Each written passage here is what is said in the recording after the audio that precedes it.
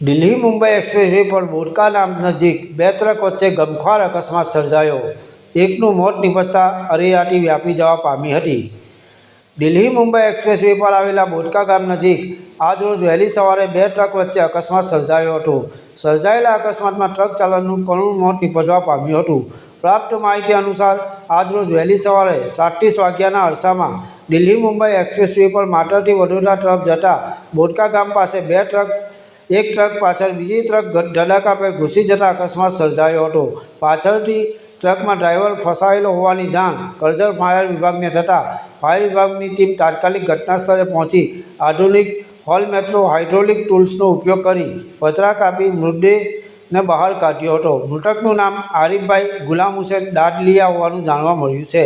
પાછળની ટ્રકમાં માત્ર ડ્રાઈવર જ હતા જે મૃત્યુ પામ્યા હતા, તેમજ તે ટ્રકમાં ડ્રાય કેમિકલ પાવડર ભરેલ હોવાનું જાણવા મળ્યું છે. સર્જાયેલા અકસ્માતમાં વાહનોને ભારે નુકસાન થવા પામ્યું હતું. મૃતદેહને 108 મારફતે કરજણ હોસ્પિટલમાં ખસેડવામાં આવ્યો હતો. અકસ્માત સંદર્ભે પોલીસે વધુ તપાસ હાથ ધરી છે.